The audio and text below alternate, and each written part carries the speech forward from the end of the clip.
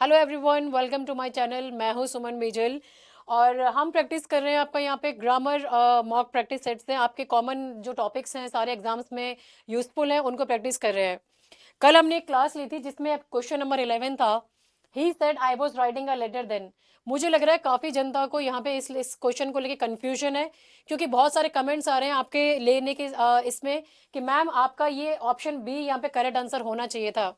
पर मैं आपको बता दूं, आपका करेक्ट आंसर यहाँ पे ऑप्शन बी नहीं, सी ही होगा। यहाँ पे क्यों होएगा? अपना अपना कंफ्यूजन, अपने डाउट को क्लियर कर लो। इस सेंटेंस में सबसे पहले हमें क्या चेक करना है? रिपोर्टिंग वर्ब देखना है।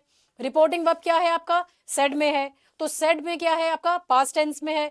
तो अब रूल ये होता है कि अगर रिपोर्टिंग वर्ब पास्ट में है तो रिपोर्टेड स्पीच का टेंस में बैक शिफ्ट होता है। लेकिन एक चीज ध्यान रखो, यहाँ पे यही गड़बड़ कर रहे हो तुम लोग। हर टेंस का बैक शिफ्ट अलग होता है। डायरेक्ट स्पीच में जो टेंस यूज हुआ है वो है आपका कैसा? यहाँ पे क्या यूज हो रहा है? ये हो रहा है आपका पास्ट कंटिन्यूअस, यानी कि ये वॉज राइटिंग आ रहा है पास्ट कंटिन्यूअस में यहाँ पे आपका। ठीक है, तो अब ग्रामर का क्लियर रूल ये है कि पास्ट कंटिन्यूअस को इनडायरेक्ट स्पीच में भी पास्ट कंटिन्यूअस ही रखा जाता है, जब तक कि कोई टाइम सीक्वेंस या कंप्लीशन का सेंस ना हो। क्या यहाँ पे कोई टाइम सीक्वेंस वगैरह दिया है क्या? नहीं। तो इस सेंटेंस में कोई ड्यूरेशन या पहले बात का कंपैरिजन नहीं दिया गया है। इसीलिए ये जो आप बोल रहे हो ना कि हैड बीन आना चाहिए, ये नहीं आएगा। इसको अगर आप क्लिक करोगे, टिक करोगे तो गलत होगा। यहाँ सिर्फ आपको आपका आई का प्रोनाउन चेंज करना है, ही में आ जाएगा आपका। और देन क्योंकि ये ऑटोमेटिकली आपका पास्ट का ही यहाँ पे सेंस देता है, तो ये सेम रहेगा। तो इसलिए आपका ऑप्शन सी यहाँ पे करेक्ट होगा। अब आप पहले ये समझो आपके ऑप्शन बी को, कि पास्ट परफेक्ट कंटिन्यूअस कब यूज होता है और यहाँ पे ये क्यों नहीं यूज होगा। समझो इसको, थोड़ा डिटेल में समझो, कॉन्सेप्ट क्लियर कर लो अपने। यहाँ पे पास्ट परफेक्ट कंटिन्यूअस कब कब यूज होता है? ये जब यूज होता है या जब आप कोई एक्शन पास्ट में शुरू करते हो, है ना, या किसी दूसरे पास्ट पॉइंट से पहले चल रहे हो, तो यूजुअली ड्यूरेशन या सीक्वेंस यहाँ पे दिखाया जाता है। ठीक है, तो एग्जाम्पल के तौर पे अब आप ये देखो, अगर मैं बोलती, यहाँ पे लिखा होता he had been writing a letter for 2 hours before she arrived, तो यहाँ क्लियरली राइटिंग से पहले क्या चल रहा है? राइटिंग पहले से ही चल रही थी। उस बिफोर शी अराइव्ड मतलब सेकंड पास्ट एक्शन से पहले से वो लिख रही थी। और कितने घंटे से? ड्यूरेशन भी दे रखा है फॉर 2 hours से, इसलिए हैड बीन राइटिंग यहाँ पे जस्टिफाइड होता। पर अब अपना ओरिजिनल सेंटेंस देखो, I was writing a letter then, तो यहाँ पे कोई सेकंड पास्ट एक्शन नहीं है और कोई before, when, by the time भी आपको नहीं दिया गया है, और कोई ड्यूरेशन भी नहीं है। फॉर सिंस दे रखा है क्या? नहीं दे रखा है। सिर्फ एक ऑनगोइंग एक्शन है, यहाँ पे पास्ट एक्शन बताया गया है। यानी स्पीकर बस ये कह रहा है उस टाइम मैं लिख रहा था। इसीलिए सिंपल पास्ट कंटिन्यूअस बहुत होता है इसके लिए, है ना। यहाँ ये ट्रैप है। यहाँ पे स्टूडेंट्स को लगता है अच्छा रिपोर्टिंग वर्ब पास्ट में अपन को यहाँ पे बैकशिफ्ट करना है, पास्ट कंटिन्यूअस है, चलो उठा के इसको हेड भी ले जाते हैं, इसको भी बैकशिफ्ट में ले जाते हैं, और यहीं पे गलती होती है। पास्ट कंटिन्यूअस को जबरदस्ती हेड बीन में मत घुसेड़ो, मत बनाओ उसको जबरदस्ती। आपको पास्ट में जाने का जरूरत नहीं है। ये एग्जामिनर यहाँ पे आपको ट्रैप लगाते हैं, ट्रैप देते हैं, तो ये कंफ्यूजन के चक्कर में आंसर गलत मत करके आना। आई होप अब आपका कॉन्सेप्ट क्लियर हो गया होगा। अब नेक्स्ट क्वेश्चन पे आ जाओ। Identify the auxiliary verb in the sentence she has finished her assignment. अब आप देखो यहाँ पे क्या है, इस सेंटेंस में टेंस है आपका प्रेजेंट परफेक्ट है कि नहीं है? ये हैज फिनिश्ड यूज किया है यहाँ पे। तो प्रेजेंट परफेक्ट टेंस हमेशा has, have plus part participle से बनता है। तो यहाँ पे क्या है? हैज आपका क्या हो गया? ये आपका हेल्पिंग वर्ब हो गया, या फिर जिसको आप बोलते हो अपना ऑक्सिलरी आपका वर्ब है आपका ये। ठीक है, और मेन वर्ब कौन है यहाँ पे? मेन वर्ब है आपका फिनिश्ड, ये आपका मेन वर्ब है आपका यहाँ पे। ठीक है, जो आपका पास्ट पार्टिसिपल में यूज किया है। तो ऑक्सिलरी वर्ब का काम क्या होता है? टेंस बनाने में मदद करना। ठीक है, इनको तब यूज करते हो तो जहां परफेक्ट टेंस दिखे वहां auxiliary has, have, had he होगा। ठीक है, क्वेश्चन चाहे कितने घुमा फिरा के लिखो, ये आपको यहाँ पे ध्यान में रखना है। नेक्स्ट देखो, choose the correct model, you dash obey the traffic rules. अब यहाँ पे क्या करना है? क्या ट्रैफिक रूल्स कोई ऑप्शन है या सजेशन है? नहीं, ये लॉ है, ये ऑब्लिगेशन है, करना ही है आपने। तो ग्रामर में जब कंपलसरी ड्यूटी, रूल या लॉ का सेंस देना हो तब आप मस्ट को यूज करते हो। तो करेक्ट आंसर क्या यूज होगा यहाँ पे? मस्ट आएगा यहाँ पे आपका। तुम्हें ट्रैफिक रूल्स को मानना ही पड़ेगा। ठीक है, माइट कब आता है? माइट आप यूज करते हो अपनी पॉसिबिलिटी के ऊपर, जब कोई आपकी पॉसिबिलिटी के बारे में दे रखा हो। कैन कब यूज करते हो? एबिलिटी की बात कर रहे हो या फिर आप परमिशन की बात कर रहे हो। और कुड कब यूज करते हो, जब आप कोई पोलाइट रिक्वेस्ट या पास्ट एबिलिटी की बात कर रहे हो।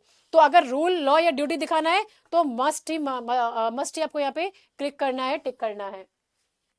विच सेंटेंस एक्सप्रेसेस पास्ट ऑब्लिगेशन, कौन सा सेंटेंस आपका पास्ट ऑब्लिगेशन को बता रहा है।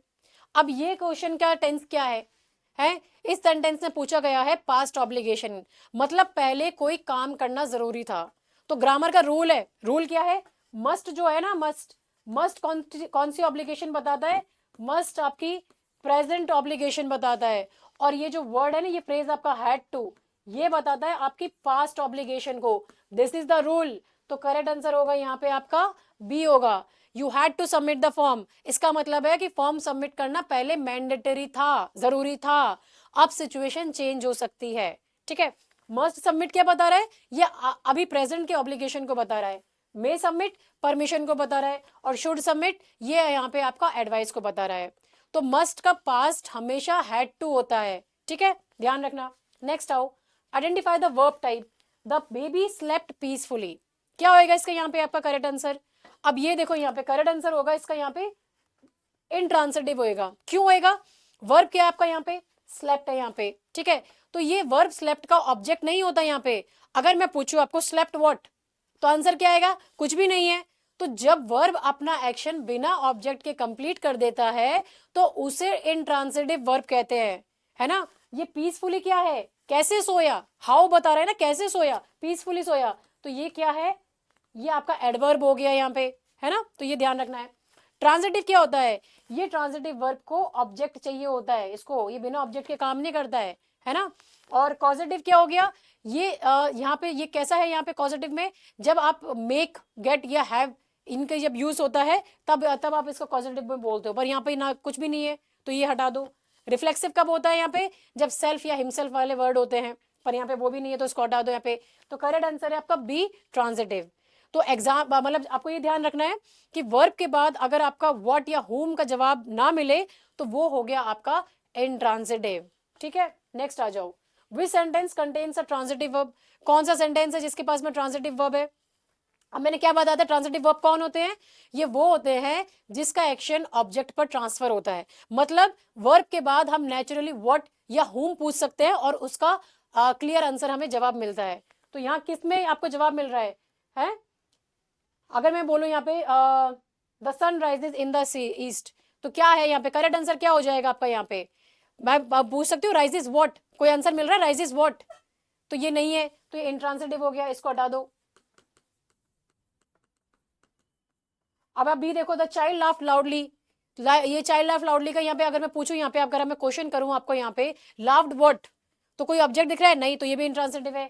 मैं बोलूं ही, फिर देखो शी ओपन द विंडो, अब मैं बोलूं शी ओपन व्हाट, तो क्या है आंसर, ओपन द विंडो। तो ये हो गया आपका ट्रांजिटिव वर्ब हो गया आपका यहाँ पे, क्योंकि वर्ब के बाद हमें इसका जवाब मिल रहा है कि इसने क्या खोला, उसने विंडो को खोला है यहाँ पे आपका। ठीक है, तो करेक्ट आंसर सी हो जाएगा यहाँ पे। नेक्स्ट आओ, identify the non finite verb, he went there to meet his friend. क्या होगा करेक्ट आंसर यहाँ पे आपका, आपको यहाँ पे नॉन फाइनाइट वर्ब में यहाँ पे बताना है कि कौन सा है। पहले तो ये बताओ नॉन फाइनाइट वर्ब्स क्या होते हैं। नॉन फाइनाइट वर्ब्स वो होते हैं जहां पे टेंस नहीं दिखाते, है ना, जो वर्ब्स आप, जो वर्ड आपके टेंस को नहीं दिखा रहे हैं, और जो वर्ड सब्जेक्ट के अकॉर्डिंग चेंज नहीं होते। ठीक है, तो इसमें आप देखो यहाँ पे वेंट क्या है, वेंट पास्ट टेंस को दिखा रहा है ना, सब्जेक्ट के साथ अग्री कर रहा है, हटा दो इसको। मीट, मीट का बताओ, अब ये बोल रहा है ही वेंट टू मीट, लगाया इसने यहाँ पे टू मीट, तो टू मीट क्या हो गया, टू मीट आपका फाइनाइट वर्ब है ना, इन्फिनेटिव, सॉरी टू मीट आपका क्या है, इन्फिनेटिव फॉर्म में यूज किया गया है, जो आपका यहाँ पे टेंस फ्री है। तो करेक्ट आंसर है यहाँ पे आपका ये मीट, मीट आपका यहाँ पे आपका इनफाइनाइट वर्ब में बताया गया है। ठीक है, इन्फिनेटिव फॉर्म है ये, तो मीट है ना, इन्फिनेटिव फॉर्म है, लेकिन हम वर्ब का बात कर रहे हैं तो वर्ब है ये आपका नॉन फाइनाइट वर्ब है। Alright, understood. वेंट क्या है, फाइनाइट वर्ब है। देर क्या हो गया, एडवर्ब हो गया। फ्रेंड कौन हो गया, नाउन हो गया। तो यहाँ एक्चुअल नॉन फाइनाइट पार्ट है मीट, और टू प्लस बेस वर्ब हो गया ये आपका। ठीक है, तो ये ध्यान में रखना, अगर सेंटेंस में टू प्लस वर्ब दिखे तो ऑलमोस्ट ऑलवेज वो नॉन फाइनाइट यानी इन्फिनेटिव होता है। नेक्स्ट आ जाओ, अ जिरन फंक्शंस एज, क्या होता है आपका जिरन, जिरन क्या होता है, जिरन का मतलब होता है वर्ब के साथ में आपका आईएनजी लगा दिया, उसको आप जिरन बोलते हो। लेकिन काम वो किसका करता है, नाउन का करता है। जैसे अगर मैं बोलूं यहाँ पे swimming is good for health, तो स्विमिंग मैंने क्या किया, स्विमिंग के साथ में आईएनजी लगा दिया, तो अब ये क्या बन गया, मेरा स्विमिंग बन गया। अब मैंने बोला swimming is good for health, ठीक है, मैंने ये बोल दिया यहाँ पे, तो अब ये क्या हो गया, ये नाउन का काम कर रहा है। तो करेक्ट आंसर क्या है, ये फंक्शन करता है हमारे नाउन की तरह फंक्शन करता है यहाँ पे आपका, ठीक है। नेक्स्ट आ जाओ, choose the correct passive form बताना है आपने। दे will announce the result tomorrow, इसका पैसिव फॉर्म कैसे बताओगे आप, इसका करेक्ट आंसर बताओ यहाँ पे, कौन सा करेक्ट आंसर होगा आपका यहाँ पे, they will announce the result tomorrow. तो करेक्ट आंसर होगा इसमें यहाँ पे आपका C, the result will be announce tomorrow. क्यों करेक्ट है, आप देखो ओरिजिनल सेंटेंस का टेंस कैसा है, फ्यूचर सिंपल है, विल अनाउंस है ना, सिंपल फ्यूचर में बात कर रहा है ये। तो इसे पैसिव बनाने के लिए क्या करना पड़ेगा हमें, ये विल, इसके साथ में ये विल के साथ में हम वर्ब लगा देंगे, और वर्ब के साथ में फिर से हम विल भी लगा देंगे, और साथ में पास्ट पार्टिसिपल, वर्ब के साथ पास्ट पार्टिसिपल को लगाएंगे हम यहाँ पे आपका, यानी आपका third form of the verb आप बोल सकते हो यहाँ पे, ठीक है। तो ये आपको यहाँ पे ध्यान में रखना है। तो ये करेक्ट आंसर यहाँ पे यूज होएगा। तो ऑब्जेक्ट को क्या करना है आपको, सबसे पहले आपने सब्जेक्ट बना दिया, तो ये जो ऑब्जेक्ट था रिजल्ट, अब ये यहाँ पे आपका सब्जेक्ट में आ गया, द रिजल्ट में आ गया आपका यहाँ पे। और टाइम वर्ड जो है ये सेम रहेगा, टुमारो का टुमारो ही रहेगा यहाँ पे, और विल भी अनाउंस्ड हो जाएगा यहाँ पे, क्योंकि मैं विल भी लगाना है। तो the result will B announced tomorrow, आपका ये सही आएगा इस तरीके से, ठीक है। तो फ्यूचर पैसिव में कैसे करोगे, will be plus past participle लगा दोगे आप। नेक्स्ट आओ, passive of people speak English all over the world, कैसे लिखोगे इसका पैसिव यहाँ पे आपका, people speak English all over the world कैसे लिखोगे। पहले तो देखो सेंटेंस क्या बता रहा है, ये आपका सिंपल प्रेजेंट है यहाँ पे आपका, ठीक है। तो सब्जेक्ट क्या है आपका, पीपल, पीपल सब्जेक्ट है, यानी कि जनरल सब्जेक्ट हो गया यहाँ पे। अब इसको पैसिव बनाते वक्त क्या ध्यान में रखना है, ऑब्जेक्ट जो है उसको सब्जेक्ट बनाना है। ऑब्जेक्ट क्या है इन सब में, किसके बारे में बात हो रही है, इंग्लिश के बारे में बात हो रही है, तो इंग्लिश आपका सब्जेक्ट बन जाएगा, ठीक है। और सिंपल प्रेजेंट पैसिव में आप जब कन्वर्ट करोगे तो वो कैसे बनेगा, इज प्लस पास्ट पार्टिसिपल को लगा दोगे आप, यानी ठीक है, ये आपको लगा देना है। तो इसीलिए क्या करेक्ट आंसर होगा, English is spoken all over the world, आपका यहाँ पे करेक्ट आंसर चला जाएगा, ठीक है। ये गड़बड़ क्यों है, क्योंकि इसने टेंस को चेंज कर दिया है यहाँ पे, is being was spoken past में चला गया है, इज बीइंग स्पोकन यहाँ पे कंटिन्यूअस टेंस है यहाँ पे, ठीक है। तो ओरिजिनल सेंटेंस एक किसके बारे में बात कर रहा है, हमने क्यों नहीं चेंज किया, जनरल ट्रुथ के बारे में बात कर रहा है, इसलिए हमने इसको सिंपल प्रेजेंट में ही रखा है यहाँ पे, ठीक है। Each of the players dash given a prize, क्या करेक्ट आंसर होगा यहाँ पे आपका। अब देखो आपका एक ग्रामर रूल है, क्या है वो, ईच ऑफ द प्लेयर्स पे ध्यान दो। ईच हमेशा सिंगुलर माना जाता है, चाहे नाउन प्लूरल हो, वर्ब सिंगुलर ही आएगा आपका यहाँ पे। तो इसीलिए आपका यहाँ पे करेक्ट आंसर होगा वॉज आएगा, आपको यहाँ पे वॉज पे ध्यान देना है आपका यहाँ पे, ठीक है। वर्ब प्लूरल है, हैव प्लूरल है, आर प्लूरल है, ये सारे प्लूरल है, इसलिए गलत है, हमने सेलेक्ट नहीं किया है। तो अगर आपके सेंटेंस में ईच, एवरी, एवरीवन या एनीबडी आ जाए तो 100% आप यहाँ पे सिंगुलर वर्ब को ही लगाओगे, ठीक है। नेक्स्ट आओ, more than one student dash failed the test. हाँ, अब इस क्वेश्चन में क्या करते हैं, यहाँ पे सबसे पहले क्या करते हैं, ये क्वेश्चन सब्जेक्ट वर्ब एग्रीमेंट का क्लासिक ट्रैप है। क्यों, क्योंकि ये जो यूज किया गया है ना मोर देन वन, अब ये क्या होता है, इसको देखकर स्टूडेंट्स से ना नेचुरली इनको बोलता है कि अच्छा एक से ज्यादा मोर देन वन है तो प्लूरल है, यहाँ पे प्लूरल की बात चल रही है तो चलो प्लूरल वर्ब लगा देते हैं। लेकिन ग्रामर का रूल थोड़ा अलग होता है। अब सेंटेंस का रियल सब्जेक्ट क्या है, किसके बारे में बात हो रही है, ये रियल सब्जेक्ट है स्टूडेंट, उसके बारे में बात चल रही है यहाँ पे आपकी, ठीक है। और स्टूडेंट क्या है, सिंगुलर है। फ्रेज मोर देन वन ये बस क्वांटिटी बताता है, लेकिन ग्रामेटिकली सिंगुलर किसको माना जा रहा है, आपके सब्जेक्ट को माना जा रहा है, इसलिए वर्ब भी क्या आएगा आपका, सिंगुलर ही आएगा आपका यहाँ पे। तो करेक्ट आंसर क्या होएगा आपका यहाँ पे, हैज आएगा, more than one student has failed the test आएगा आपका यहाँ पे, ठीक है। इसी को आप यूज करोगे इस तरह से। नेक्स्ट आओ, identify the noun clause, I know that she is honest, क्या है आपका नाउ, आपका क्या कौन सा क्लॉज है, आपका नाउन क्लॉज कहाँ है यहाँ पे आपका। अब देखो इसमें देखो आपको सेंटेंस को, अब इस सेंटेंस में क्लॉज क्या है, क्लॉज कौन सा दिख रहा है, ये क्लॉज है, दैट शी इज ऑनेस्ट, इसको क्लॉज बोलते हैं। अब हमें देखना ये है कि क्लॉज कौन सा फंक्शन परफॉर्म कर रहा है ना। तो अब वर्ब के बाद में क्या देखो, वर्ब नो, ये जो वर्ब है नो, ये आपका क्या है, ये वर्ब हो गया। अब ये वर्ब नो के बाद हम नॉर्मली अब सवाल पूछेंगे, क्या पूछेंगे, आई नो व्हाट, मुझे क्या पता है। तो अब इसका जवाब क्या मिल रहा है, I know that she is honest. तो जो क्लॉज वर्ब का ऑब्जेक्ट बन जाता है वो होता है आपका नाउन क्लॉज, इसको नाउन क्लॉज बोलते हैं। तो ये क्लॉज सेंटेंस में आपके नाउन की तरह यहाँ पे काम कर रहा है, ठीक है। एडजेक्टिव क्लॉज कौन सा होता है, जो नाउन को डिस्क्राइब करता है। एडवर्ब क्लॉज जो टाइम, रीजन और कंडीशन को बताता है आपका यहाँ पे। और प्रिंसिपल क्लॉज क्या होता है, आई नो, ये मेन क्लॉज है, ठीक है, ये प्रिंसिपल क्लॉज होता है आपका यहाँ पे। पर सवाल हमसे कुछ और पूछा है। In the sentence this is the boy who won the prize, the clause is, क्या होगा यहाँ पे आपका। अब इस सेंटेंस में क्लॉज क्या है आपका, ये बताओ। इस सेंटेंस के अंदर कौन सा क्लॉज है, क्लॉज कौन सा इसके सेंटेंस के अंदर क्लॉज है इसमें आपका, हु वन द प्राइज, ये पूछा गया है, हु वन द प्राइज आपका। अब ये क्लॉज बॉय के बारे में एक्स्ट्रा इंफॉर्मेशन दे रहा है। तो जो क्लॉज नाउन को क्वालिफाई या डिस्क्राइब करता है उसे एडजेक्टिव कहते हैं आपका यहाँ पे, ठीक है, एडजेक्टिव क्लॉज बोला जाता है। तो ये क्या हो गया, ये हो गया आपका रिलेटिव या एडजेक्टिव क्लॉज, क्योंकि हमें उसके बारे में एक्स्ट्रा इंफॉर्मेशन यहाँ पे मिल रही है, ठीक है। तो अगर आपके ये वर्ड्स आ जाते हैं हु, विच, दैट, और ये नाउन को डिस्क्राइब कर रहे हैं, तो ये हो जाते हैं आपके रिलेटिव या एडजेक्टिव क्लॉजेस। नेक्स्ट आओ, चूज द करेक्ट प्रिपोजिशंस बताना है आपको यहाँ पे। She is fond dash music. अब फॉन्ड के साथ में यहाँ पे आपका फिक्स्ड कोलोकेशन आएगा। तो फॉन्ड के साथ हमेशा क्या आता है, ऑफ आता है। तो ये आपका यहाँ पे भी करेक्ट आंसर हो जाएगा, ठीक है। ये एक फिक्स्ड प्रपोजिशनल कोलोकेशन है। She is fond of music, तो ये ग्रामर रूल नहीं बल्कि स्टैंडर्ड यूसेज है जो आपने यहाँ पे ध्यान में रखना है, ठीक है। नेक्स्ट आ जाओ, he is suffering dash fever. अब सफरिंग क्या है साथ में, आप कैसे लगाओगे आप यहाँ पे। तो ये देखो यहाँ पे वर्ब क्या है, ये वर्ब आपके सफर के साथ यूज किया जाता है यहाँ पे। तो इसके साथ में क्या लगाओगे आप, फ्रॉम लगाओगे आप यहाँ पे आपका। तो वर्ब सफर के साथ फ्रॉम प्रिपोजिशन ही यूज होता है जब आप किसी बीमारी के बारे में बात कर रहे हो, दर्द के बारे में, पेन या प्रॉब्लम के बारे में बात कर रहे हो। तो he is suffering from fever आपका यहाँ पे आ जाएगा। तो ये भी एक वर्ब और प्रिपोजिशन का कॉम्बिनेशन है आपका, जो आपने यहाँ पे ध्यान में रखना है। ऑलराइट, तो सफर सफर प्लस ये आपका फ्रॉम डिजीज, पेन, लॉस, ये आपका एक फिक्स्ड चीज है जो आपको याद रखनी है। नेक्स्ट आओ, choose the correct option. He has dash little patience, क्या आंसर करेक्ट होगा आपका यहाँ पे। अब आप देखो यहाँ पे आपका he has dash little patience. अब यहाँ सबसे पहले हमें मीनिंग समझना जरूरी है। सेंटेंस क्या बोल रहा है, सेंटेंस बोल रहा है उसके पास बिल्कुल भी पेशेंस नहीं है।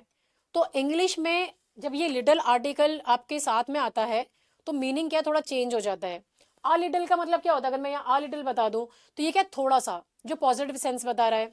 लिटिल मतलब बहुत कम, जो नेगेटिव सेंस बताता है। और नो लिटिल मतलब काफी ज्यादा, यानी एम्पैथेटिक पॉजिटिव में बताता है यहाँ पे ये। तो इस सेंटेंस में लिटिल पेशेंस में ये क्या है, ये ऑलरेडी लिखा हुआ है ना। तो अगर हम आ लिटिल लगाते तो इसका मतलब इसके पास में थोड़ा पेशेंस है। और नो लिटिल लगाते हम यहाँ पे तो उसके पास में काफी, he has know little patience मतलब काफी पेशेंस है। तो इस सेंटेंस का इंटेंडेड मीनिंग है जीरो पेशेंस, इसलिए करेक्ट आंसर होगा he has know little patience आएगा आपका यहाँ पे, ठीक है। तो ये आपको यहाँ पे ध्यान में रखना है। नेक्स्ट आओ, dash Ganga is considered a sacred river. अब रिवर्स के नाम के साथ इंग्लिश ग्रामर में द लगता है, तो इसलिए यहाँ पे आ जाएगा द। ये आपको यहाँ पे ध्यान में रखना है। चाहे रिवर होली हो, नेशनल हो या इंटरनेशनल हो, रूल फिक्स्ड है। The Ganga is considered a sacred river आएगा यहाँ पे आपका। तो यहाँ गंगा एक स्पेसिफिक रिवर है, इसीलिए डेफिनेट आर्टिकल द को यूज किया है, ठीक है। आ और एन कब आते हैं आपके, ये आपके प्रॉपर नाउन के साथ में आते हैं। और नो आर्टिकल, रिवर के साथ में आर्टिकल मैंडेटरी होता है, इसलिए ये यूज किया जाएगा। The Ganga, the Yamuna, the Nile, ये सब होते हैं आपके, ठीक है। नेक्स्ट आओ, choose the correct sentence. He did not new the answer, he did not know the answer, he does not new the answer, he had not new the answer. बहुत simple है, कैसे यूज करोगे इसके बाद साथ में आप आपके। अब ये क्वेश्चन दो सपोर्ट का है, ठीक है। जब सेंटेंस में डिड और डिड नॉट आता है तो मेन वर्ब बेस फॉर्म में होता है आपका। तो स्ट्रक्चर में क्या आना चाहिए, डिड नॉट के साथ आपका बेस फॉर्म में आना चाहिए था। तो करेक्ट आंसर क्या होगा, he did not know the answer, B correct होना चाहिए था। अब मैं बोलूं डिड नॉट न्यू, ये क्या होएगा, ये डबल पास्ट हो गया, हटा दो। सी देखो, he does not new, present के साथ पास्ट में डाल दिया, हटा दो। ही हैड नॉट न्यू, बिल्कुल ग्रामेटिकल इनकरेक्ट, इसको तो वैसे ही हटा दो आप यहाँ पे। तो ध्यान में क्या रहोगे, डिड के साथ में वर्ब और बेस फॉर्म ही आता है आपका। नेक्स्ट आओ, identify the error. She prefers tea than coffee, बहुत कॉमनली आस्क्ड क्वेश्चन है आपके एग्जाम्स में, जिसे आपने ध्यान में देना है, ठीक है।